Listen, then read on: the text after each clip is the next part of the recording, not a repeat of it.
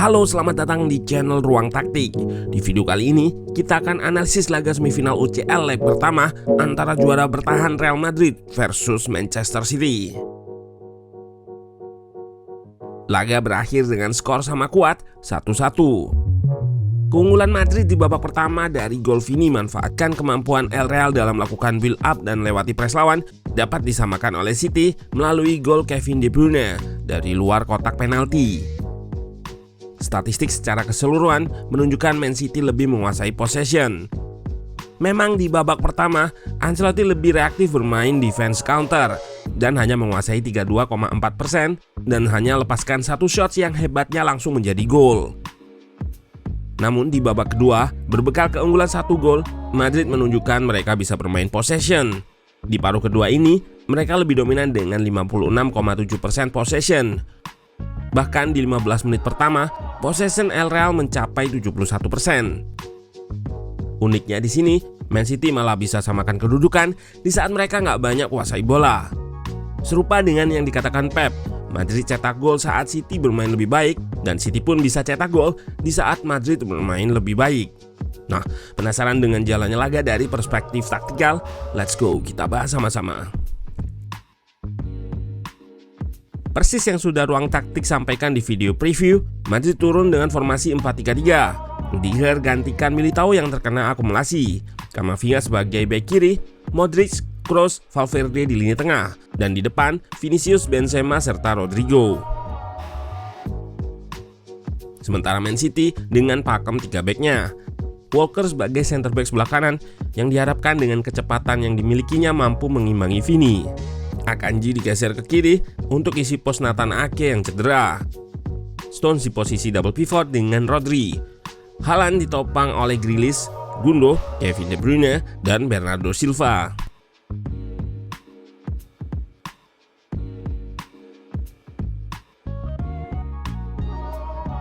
Man City bangun serangan dengan shape 3-box-3. Akanji di sisi kiri, posisinya lebih melebar daripada Walker di kanan. Ia berperan seperti fullback kiri meski di atas kertas sebagai center back. Pada momen ini, blok press Real Madrid lebih reaktif dengan shape 4-4-2. Mereka nggak akan langsung menekan pemain City di lini pertama yang menguasai bola. Fokusnya lebih untuk menjaga agar build up Man City nggak bisa mengakses dua gelandangnya di depan, Gundogan dan Kevin De Bruyne. Terlihat Real Madrid bisa mengimbangi box atau 4 pemain Manchester City di lini tengah.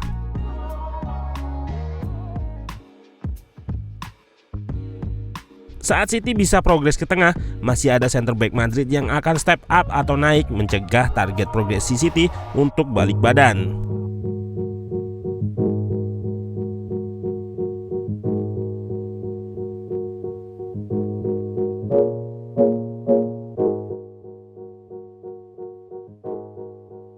Merespon hal ini, De Bruyne pun seringkali bergerak melebar atau turun untuk membuka akses progresi kepadanya.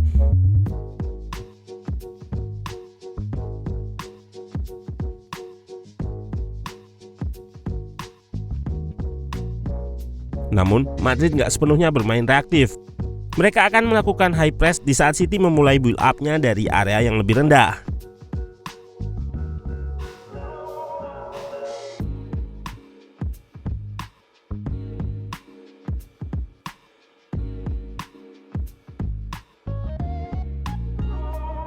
Pada momen ini, City merubah shape build up-nya menjadi 4-2.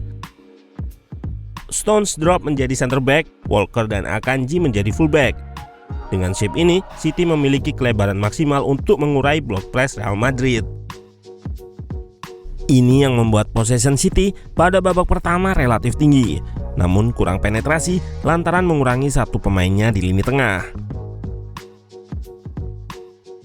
Kebanyakan tim akan terintimidasi dengan pressing Manchester City, seperti Bayern Munchen di babak 8 besar yang lalu, di mana pressingnya berhasil memaksa back Bayern melakukan blunder.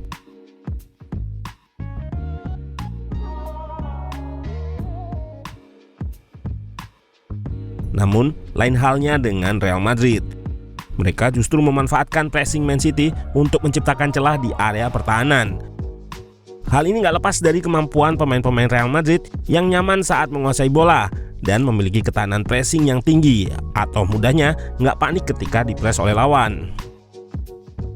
Madrid juga melakukan build up dengan kelebaran maksimal. Center back-nya melebar guna memecah pressing City yang harus bergeser jauh ketika bola dipindah ke kiri dan ke kanan atau sirkulasi.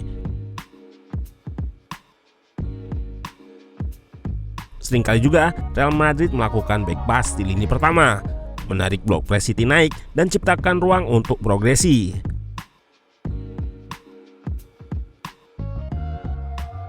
Saat build up, Kroos kerap turun dan bergeser dari kiri ke kanan. Modric juga kerap membantu turun yang berperan sebagai progresor. Camavinga naik atau invert ke tengah, menjalankan peran aslinya sebagai gelandang. Sirkulasi dan invite press ini pula yang menjadi proses dalam gol Real Madrid. Terlihat bek dan kiper melakukan sirkulasi memancing lini depan dan tengah Manchester City untuk naik. Di sisi sayap, Madrid bisa lolos dari pressing trap City dengan umpan 1-2 Camavinga dan Modric. Terlihat setelah lolos, Camavinga bisa menggiring bola ke depan karena backline City yang nggak ikut naik terikat oleh 3 penyerang Madrid yang menjaga panjang lapangan. Sampai di depan, Vini yang cukup bebas lepaskan tembakan keras menghujam gawang Ederson. Gol ini tercipta lewat taktik build up dan pancing press yang tereksekusi dengan sempurna. Jadi nggak cuma soal kualitas individu, struktur juga nggak kalah penting dalam melakukan invite press dan mengeliminasinya. Terlihat juga dalam mengeliminasi blok press City, Madrid selalu menerapkan bentuk segitiga atau triangle shape. Triangle shape ini pula yang menjadi dasar dari possession Madrid di babak kedua. Dengan shape ini, pemain yang kuasai bola selalu memiliki koneksi dan bisa melakukan link up untuk membongkar pertahanan City.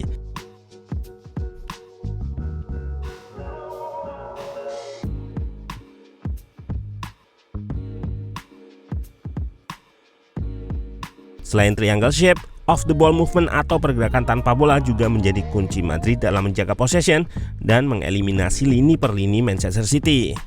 Ini juga yang membuat possession Madrid di babak kedua cukup tinggi.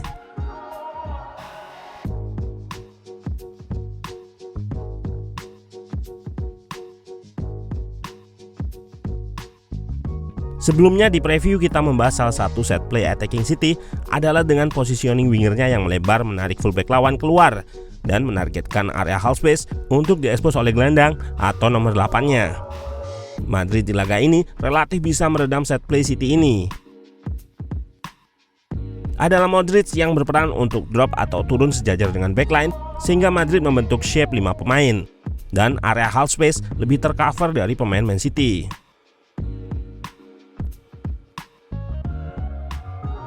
Haaland pun yang selalu menjadi mimpi buruk pertahanan lawan kali ini bisa diredam oleh center back Madrid.